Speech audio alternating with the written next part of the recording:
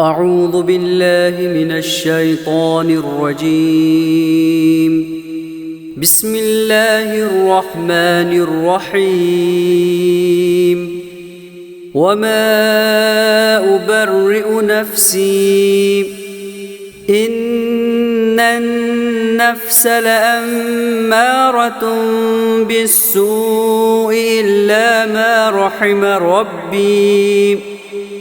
إن ربي غفور رحيم. وقال الملك ائتوني به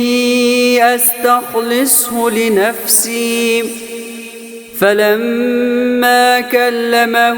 قال إنك اليوم لدينا مكين أمين. قال اجعلني على خزائن الأرض إني حفيظ عليم. وكذلك مكنا ليوسف في الأرض يتبوأ منها حيث يشاء نصيب برحمتنا من نشاء ولا نضيع أجر المحسنين. ولأجر الآخرة خير للذين آمنوا وكانوا يتقون. وجاء إخوة يوسف فدخلوا عليه فعرفهم وهم له منكرون. ولما جهزهم بجهازهم قال ائتوني بأخ لكم من أبيكم ألا ترون أني أوفي الكيل وأنا خير المنزلين. فإن لم تأتوني به فلا كيل لكم عندي ولا تقربون. قالوا سنراود عنه أباه وإنا لفاعلون. وقال لفتيانه اجعلوا بضاعتهم في رحالهم لعلهم يعرفونها إذا انقلبوا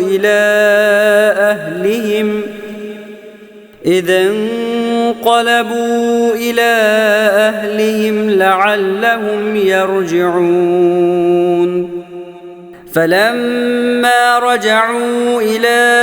أبيهم قالوا يا أبانا منع منا الكيل فأرسل معنا أخانا نكتل وإنا له لحافظون. قال هل آمنكم عليه إلا كما أمنتكم على أخيه من قبل فالله خير حافظا وهو أرحم الراحمين. ولما فتحوا متاعهم وجدوا بضاعتهم ردت إليهم قالوا يا أبانا ما نبغي هذه بضاعتنا ردت إلينا ونمير أهلنا ونحفظ أخانا ونزداد كيل بعير ذلك كيل يسير. قال لن أرسله معكم حتى تؤتوني موثقا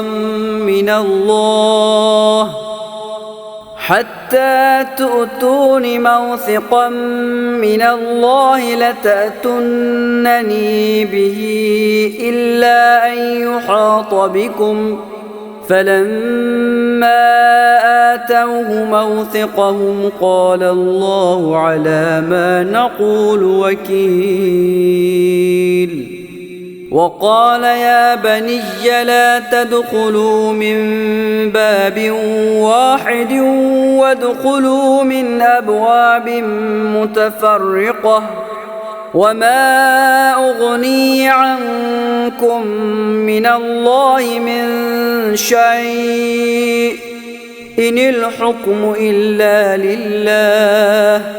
عليه توكلت وعليه فليتوكل المتوكلون ولما دخلوا من حيث أمرهم أبوهم ما كان يغني عنهم من الله من شيء إلا حاجة في نفس يعقوب قضاها وإنه لذو علم لما علمناه ولكن أكثر الناس لا يعلمون ولما دخلوا على يوسف آوى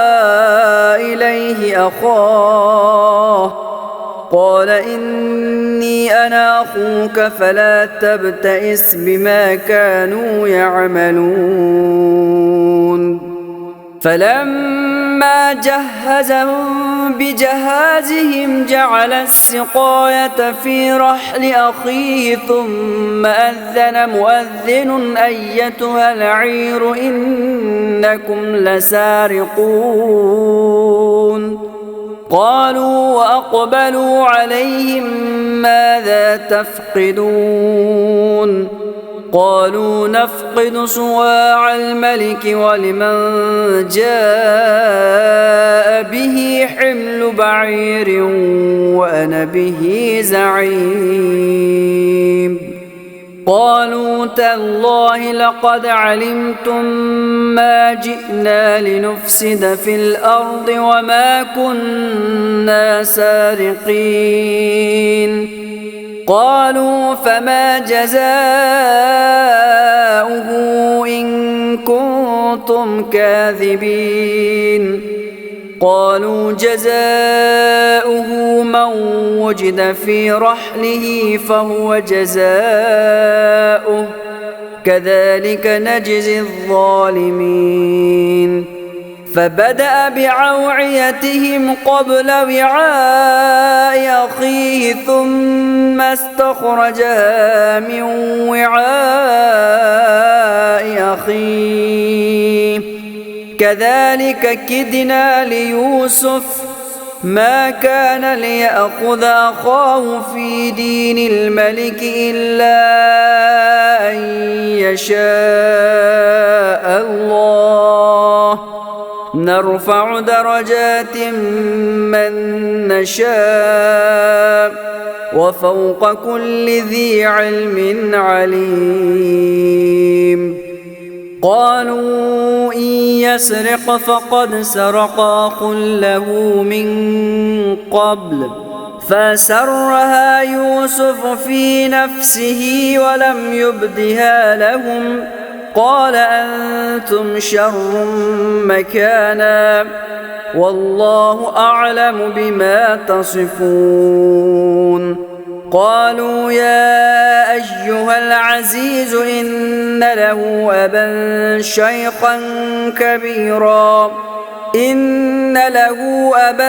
شيخا كبيرا فخذ أحدنا مكانه إنا نراك من المحسنين قال معاذ الله أن نأخذ إلا من وجدنا متاعنا عنده إنا إذا لظالمون فلما استيئسوا منه خلصوا نجيا قال كبيرهم ألم تعلموا أن أباكم قد أخذ عليكم موثقا من الله ومن قبل ما فرطتم في يوسف فلن أبرح الأرض حتى يأذن لي أبي أو يحكم الله لي وهو خير الحاكمين ارجعوا ارجعوا إلى أبيكم فقولوا يا أبانا إن ابنك سرق وما شهدنا إلا بما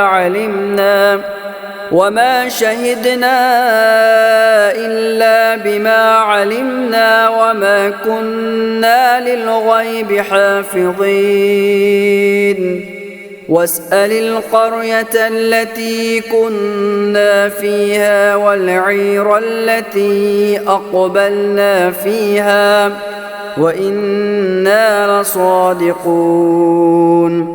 قال بل سولت لكم أنفسكم أمرا فصبر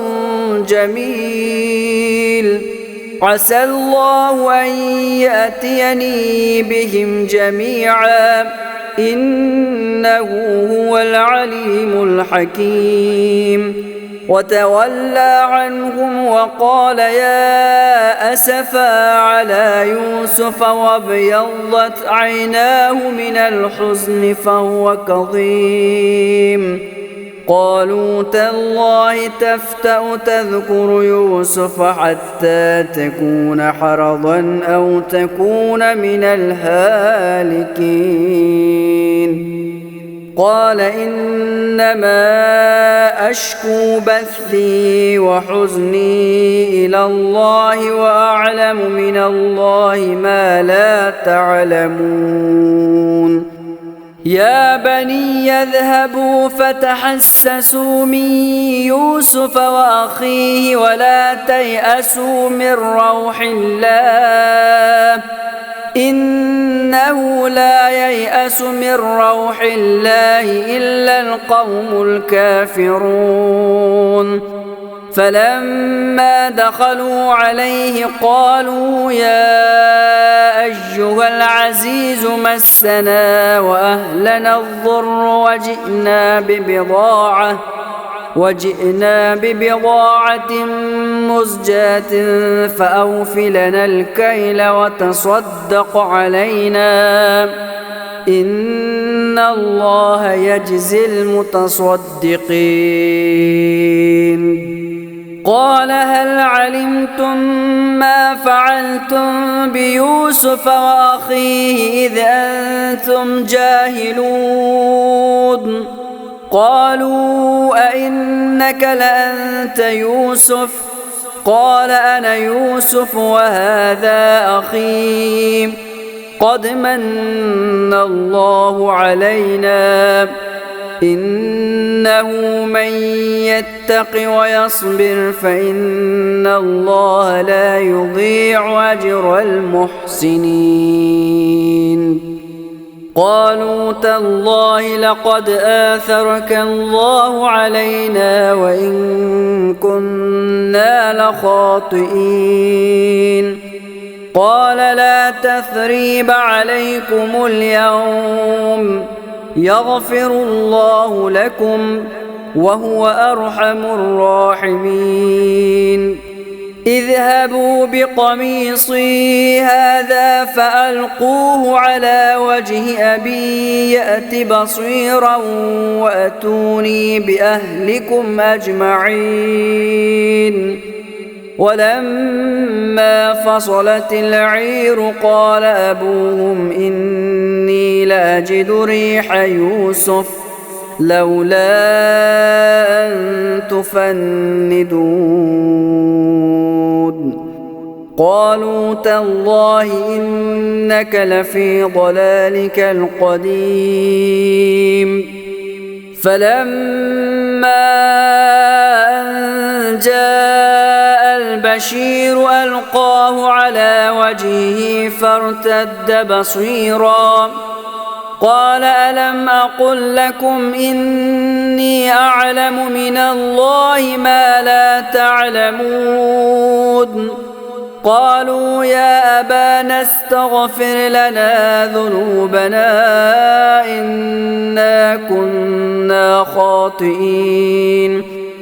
قال سوف أستغفر لكم ربي إنه هو الغفور الرحيم فلما دخلوا على يوسف آوى إليه أبويه وقال ادخلوا مصر إن شاء الله آمنين ورفع أبويه على العرش وخروا له سجدا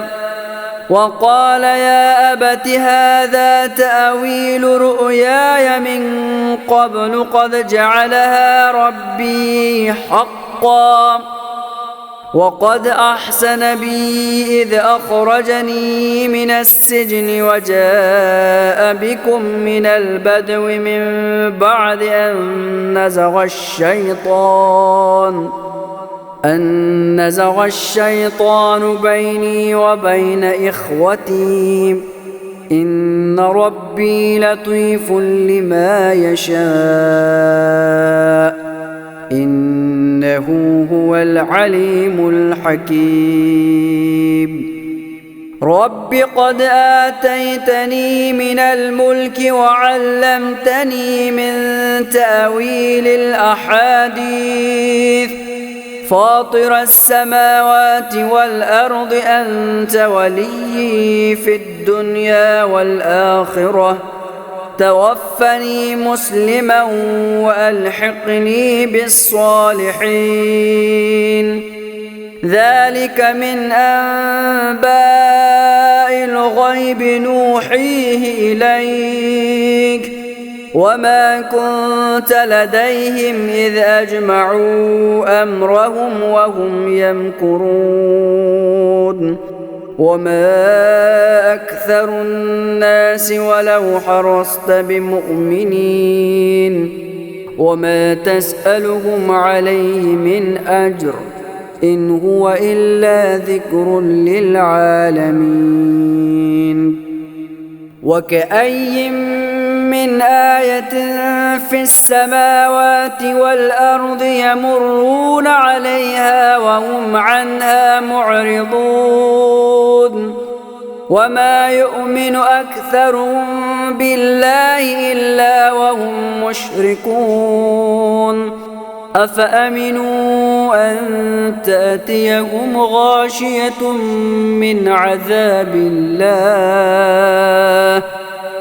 من عذاب الله أو تأتيهم الساعة بغتة وهم لا يشعرون قل هذه سبيلي أدعو إلى الله على بصيرة أنا ومن اتبعني وسبحان الله وما أنا من المشركين وما أرسلنا من قبلك إلا رجالا نوحي إليهم من أهل القرى أفلم يسيروا في الأرض فينظروا كيف كان عاقبة الذين من قبلهم ولدار الآخرة خير للذين اتقوا أفلا تعقلون حتى إذا استيأس الرسل وظنوا أنهم قد كذبوا جاءهم نصرنا فنجي من نشاء ولا يرد بأسنا عن القوم المجرمين لقد كان في قصصهم عبرة لأولي الألباب ما كان حديثا يفترى ولكن تصديق الذي بين يديه وتفصيل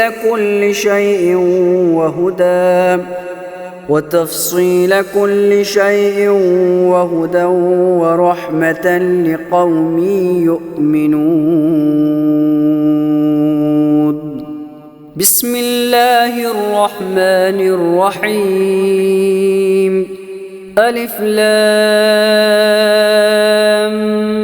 ميم را تلك آيات الكتاب والذي أنزل إليك من ربك الحق ولكن أكثر الناس لا يؤمنون الله الذي رفع السماوات بغير عمد ترونها ثم استوى على العرش وسخر الشمس والقمر كل يجري لأجل مسمى يدبر الأمر يفصل الآيات لعلكم بلقاء ربكم توقنون وهو الذي مد الأرض وجعل فيها رواسي وأنهارا ومن كل الثمرات جعل فيها زوجين اثنين يغشي الليل النهار إن في ذلك لآيات لقوم يتفكرون وفي الأرض قطع متجاورات وجنات من أعناب وزرع ونخيل صنوان وغير صنوان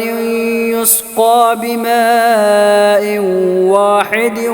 ونفضل بعضها على بعض في الأكل إن في ذلك لآيات لقوم يعقلون وإن تعجب فعجب قولهم أئذا كنا ترابا أئنا لفي خلق جديد أولئك الذين كفروا بربهم وأولئك الأغلال في أعناقهم وأولئك أصحاب النار هم فيها خالدون ويستعجلونك بالسيئة قبل الحسنة وقد خلت من قبلهم المثلات وإن ربك لذو مغفرة للناس على ظلمهم وإن ربك لشديد العقاب ويقول الذين كفروا لولا أنزل عليه آية من ربه إنما أنت منذر ولكل قوم هاد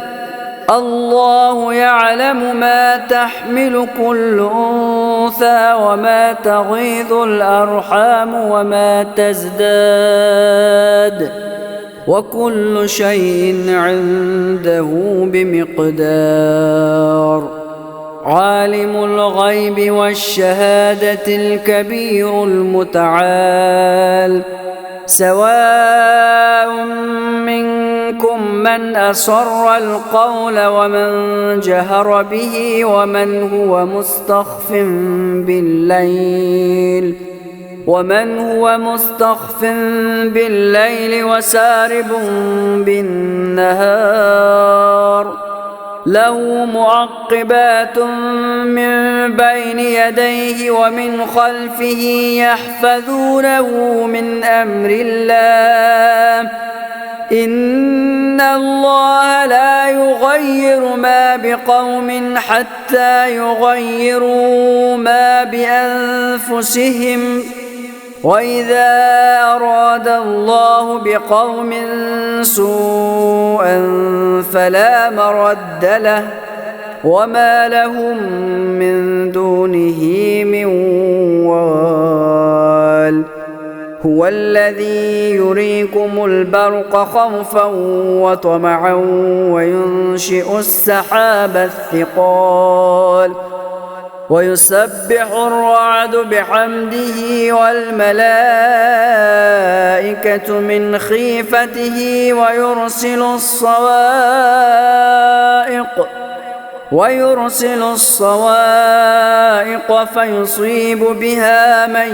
يشاء وهم يجادلون في الله وهو شديد المحال. له دعوة الحق والذين يدعون من دونه لا يستجيبون لهم بشيء إلا كباسط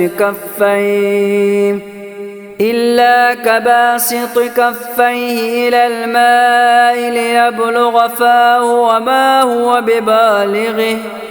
وما دعاء الكافرين إلا في ضلال. ولله يسجد من في السماوات والأرض طوعا وكرها وظلالهم بالغدو والآصال. قل من رب السماوات والأرض قل الله. قل أفاتخذتم من دونه أولياء لا يملكون لأنفسهم نفعا ولا ضرا. قل هل يستوي الأعمى والبصير أم هل تستوي الظلمات والنور أم جعلوا لله شركاء خلقوا كخلقه فتشابه الخلق عليهم. قل الله خالق كل شيء وهو الواحد القهار. أنزل من السماء ماء فسالت أودية بقدرها فاحتمل السيل زبدا رابيا ومما يوقدون عليه في النار ابتغاء حلية أو متاع زبد مثله كذلك يضرب الله الحق والباطل. فأما الزبد فيذهب جفاء وأما ما ينفع الناس فيمكث في الأرض كذلك يضرب الله الأمثال. للذين استجابوا لربهم الحسنى والذين لم يستجيبوا له لو أن لهم ما في الأرض جميعا ومثله معه لافتدوا به أولئك لهم سوء الحساب ومأواهم جهنم وبئس المهاد. أفمن يعلم أنما أنزل إليك من ربك الحق كمن هو أعمى إنما يتذكر أولو الألباب الذين يوفون بعهد الله ولا ينقضون الميثاق والذين يصلون ما أمر الله به أن يوصل ويخشون ربهم ويخافون سوء الحساب والذين صبروا ابتغاء وجه ربهم وأقاموا الصلاة وأنفقوا مما رزقناهم سرا وعلانية ويدرؤون بالحسنة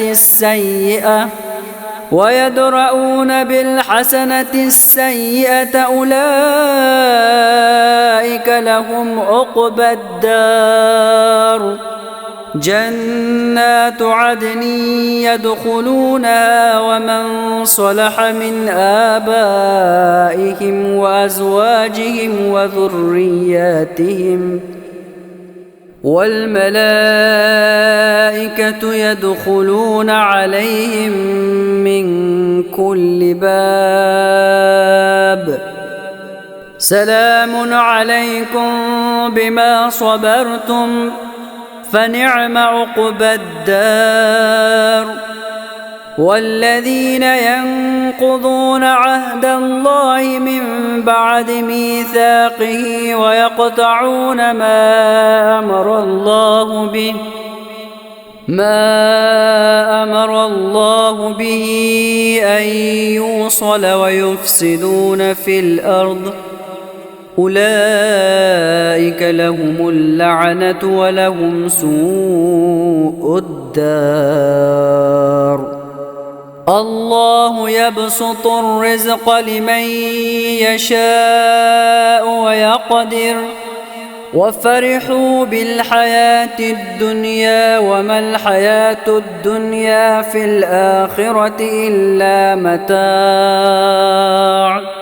ويقول الذين كفروا لولا أنزل عليه آية من ربه قل إن الله يضل من يشاء ويهدي إليه من أناب الذين آمنوا وتطمئن قلوبهم بذكر الله ألا بذكر الله تطمئن القلوب الذين آمنوا وعملوا الصالحات طوبى لهم وحسن مآب كذلك أرسلناك في أمة قد خلت من قبلها أمم لتتلو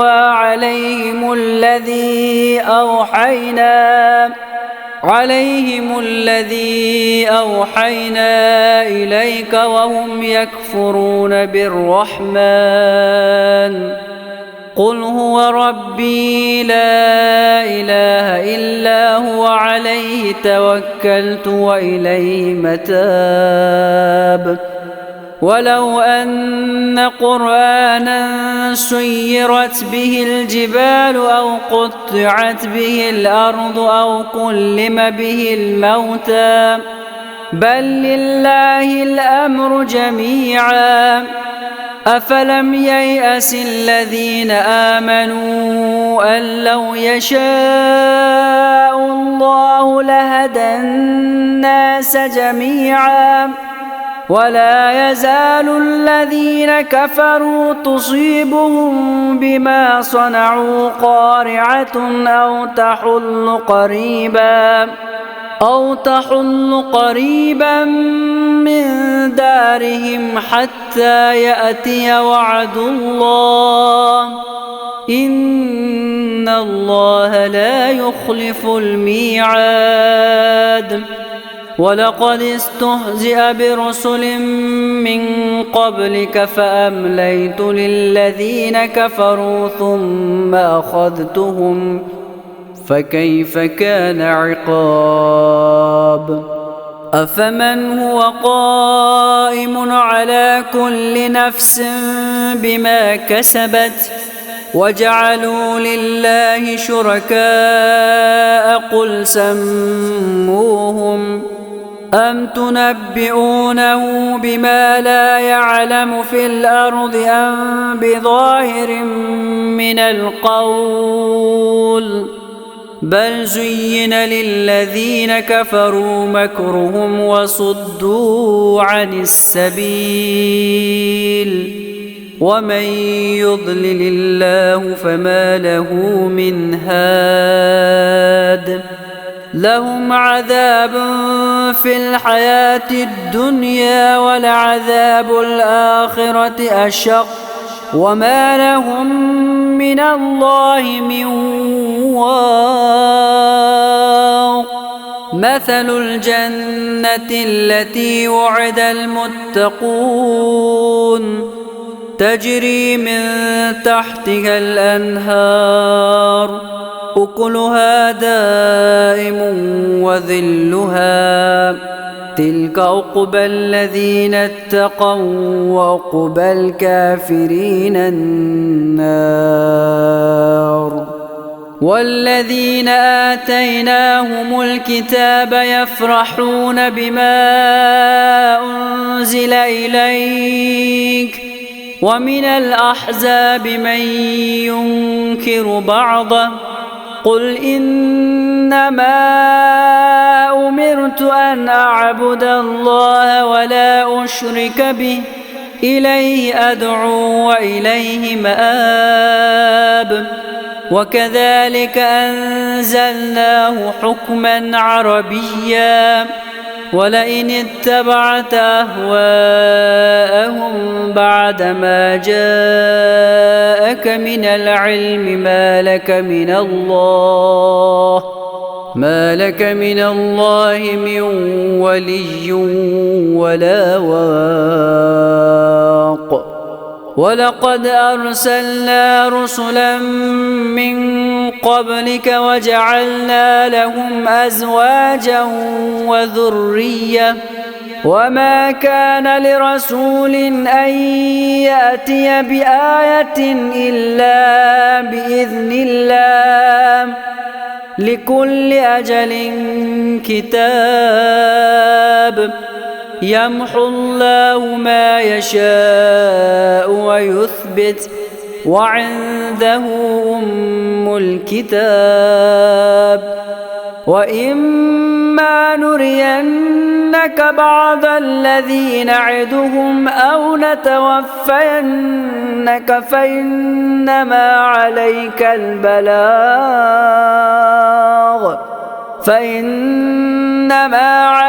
البلاغ وعلينا الحساب. أولم يروا أنا نأتي الأرض ننقصها من أطرافها والله يحكم لا معقب لحكمه وهو سريع الحساب. وقد مكر الذين من قبلهم فلله المكر جميعا يعلم ما تكسب كل نفس وسيعلم الكفار لمن عقبى الدار. ويقول الذين كفروا لست مرسلا قل كفى بالله شهيدا بيني وبينكم ومن عنده علم الكتاب. بسم الله الرحمن الرحيم ألف لام را كتاب أنزلناه إليك لتخرج الناس من الظلمات إلى النور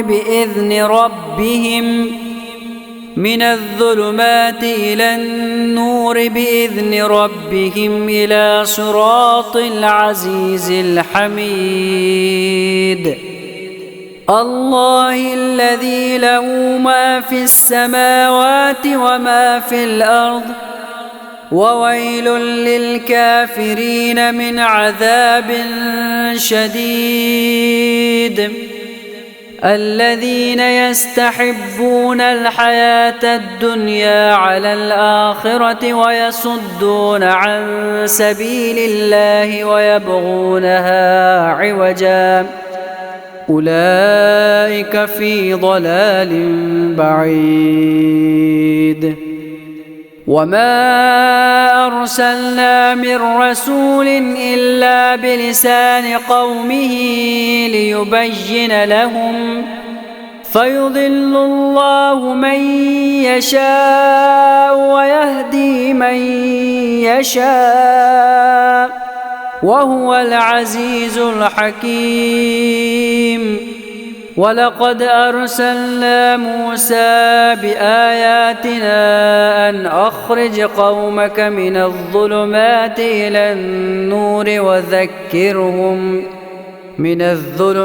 إلى النور وذكرهم بأيام الله إن في ذلك لآيات لكل صبار شكور. وإذ قال موسى لقومه اذكروا نعمة الله عليكم إذ أنجاكم من آل فرعون يسومونكم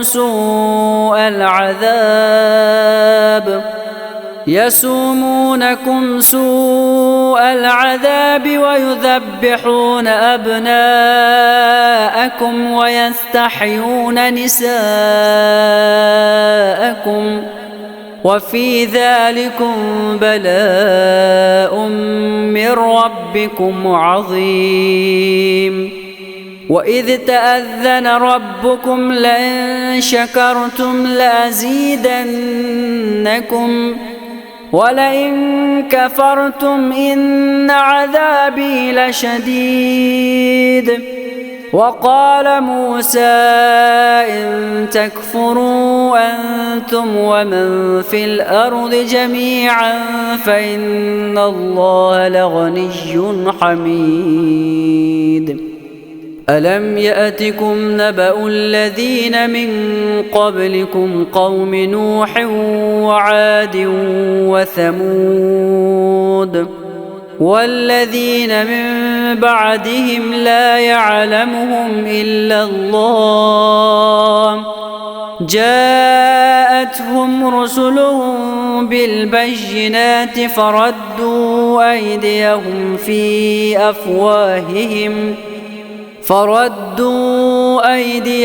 في أفواههم وقالوا إنا كفرنا بما أرسلتم به وإنا لفي شك مما تدعوننا إليه مريب. قالت رسلهم أفي الله شك فاطر السماوات والأرض يدعوكم ليغفر لكم من ذنوبكم ويؤخركم إلى أجل مسمى قالوا إن أنتم إلا بشر مثلنا تريدون أن تصدونا عما كان يعبد آباؤنا فأتونا بسلطان مبين. قالت لهم رسلهم إن نحن إلا بشر مثلكم ولكن الله يمن على من يشاء من عباده وما كان لنا أن نأتيكم بسلطان إلا بإذن الله وعلى الله فليتوكل المؤمنون. وما لنا ألا نتوكل على الله وقد هدانا سبلنا ولنصبرن على ما آذيتمونا وعلى الله فليتوكل المتوكلون. وقال الذين كفروا لرسلهم لنخرجنكم من أرضنا أو لتعودن في ملتنا فأوحى إليهم ربهم لنهلكن الظالمين ولنسكننكم الأرض من بعدهم ذلك لمن خاف مقامي وخاف وعيد. واستفتحوا وخاب كل جبار عنيد من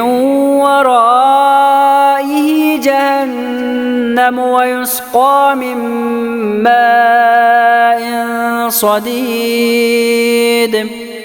يتجرعه ولا يكاد يسيغه ويأتيه الموت من كل مكان وما هو بميت ومن ورائه عذاب غليظ. مثل الذين كفروا بربهم أعمالهم كرماد اشتدت به الريح في يوم عاصف لا يقدرون مما كسبوا على شيء ذلك هو الضلال البعيد. ألم تر أن الله خلق السماوات والأرض بالحق إن يشأ يذهبكم ويأت بخلق جديد وما ذلك على الله بعزيز. وبرزوا لله جميعا فقال الضعفاء للذين استكبروا إنا كنا لكم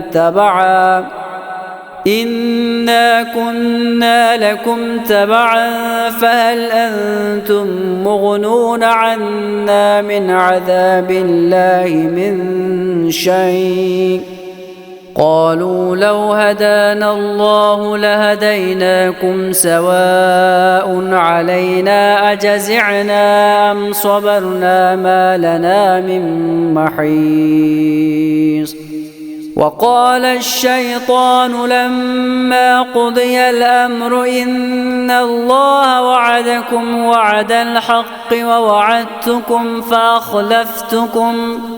وما كان لي عليكم من سلطان إلا أن دعوتكم فاستجبتم لي فلا تلوموني ولوموا أنفسكم ما أنا بمصرخكم وما أنتم بمصرخي إني كفرت بما أشركتموني من قبل إن الظالمين لهم عذاب أليم. وأدخل الذين آمنوا وعملوا الصالحات جنات تجري من تحتها الأنهار خالدين فيها بإذن ربهم تحيتهم فيها سلام. ألم تر كيف ضرب الله مثلا كلمة طيبة كشجرة طيبة أصلها ثابت وفرعها في السماء تؤتي أكلها كل حين بإذن ربها ويضرب الله الأمثال للناس لعلهم يتذكرون. ومثل كلمة خبيثة كشجرة خبيثة اجتثت من فوق الأرض ما لها من قرار يثبت الله الذين آمنوا بالقول الثابت في الحياة الدنيا وفي الآخرة ويضل الله الظالمين ويفعل الله ما يشاء. ألم تر إلى الذين بدلوا نعمة الله كفرا وأحلوا قومهم دار البوار جهنم يصلونها وبئس القرار وجعلوا لله أندادا ليضلوا عن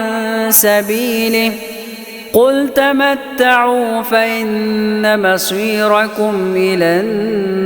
النار. قل لعبادي الذين آمنوا يقيموا الصلاة وينفقوا مما رزقناهم سرا وعلانية من قبل أن يأتي يوم لا بيع فيه ولا خلال. الله الذي خلق السماوات والأرض وأنزل من السماء ماء فأخرج به من الثمرات رزقا لكم وسخر لكم الفلك لتجري في البحر بأمره وسخر لكم الأنهار وسخر لكم الشمس والقمر دائبين وسخر لكم الليل والنهار وآتاكم من كل ما سألتموه وإن تعدوا نعمة الله لا تحصوها إن الإنسان لظلوم كفار. وإذ قال إبراهيم رب اجعل هذا البلد آمنا واجنبني وبني أن نعبد الأصنام رب إنهن أضللن كثيرا من الناس فمن تبعني فإنه مني ومن عصاني فإنك غفور رحيم. ربنا إني أسكنت من ذريتي بواد غير ذي زرع عند بيتك المحرم ربنا ليقيموا الصلاة فاجعل أفئدة من الناس تهوي إليهم وارزقهم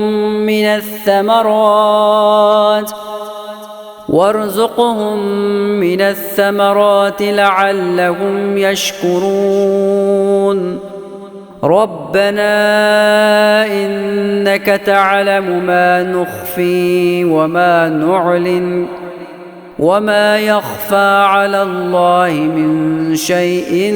في الأرض ولا في السماء. الحمد لله الذي وهب لي على الكبر إسماعيل وإسحاق إن ربك لسميع الدعاء.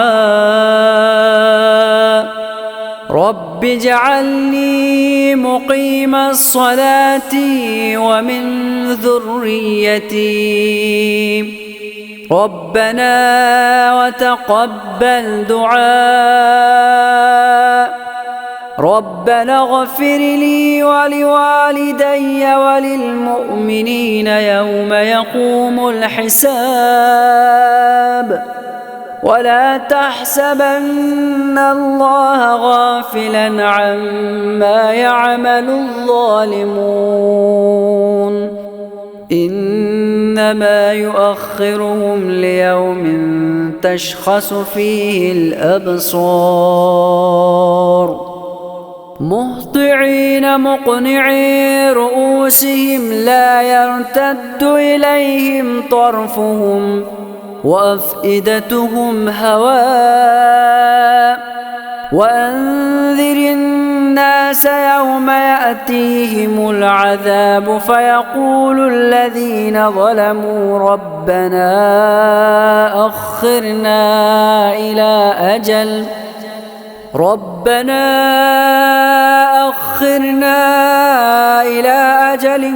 قريب نجب دعوتك ونتبع الرسل أولم تكونوا أقسمتم من قبل ما لكم من زوال وسكنتم في مساكن الذين ظلموا أنفسهم وتبين لكم كيف فعلنا بهم وضربنا لكم الأمثال وقد مكروا مكرهم وعند الله مكرهم وإن كان مكرهم لتزول منه الجبال فلا تحسبن الله مخلف وعده رسله إن الله عزيز ذو انتقام يوم تبدل الأرض غير الأرض والسماوات وبرزوا لله الواحد القهار وترى المجرمين يومئذ مقرنين في الأصفاد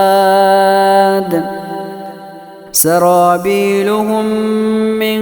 قطران وتغشى وجوههم النار ليجزي الله كل نفس ما كسبت إن الله سريع الحساب هذا بلاغ للناس ولينذروا به وليعلموا أنما هو إله واحد,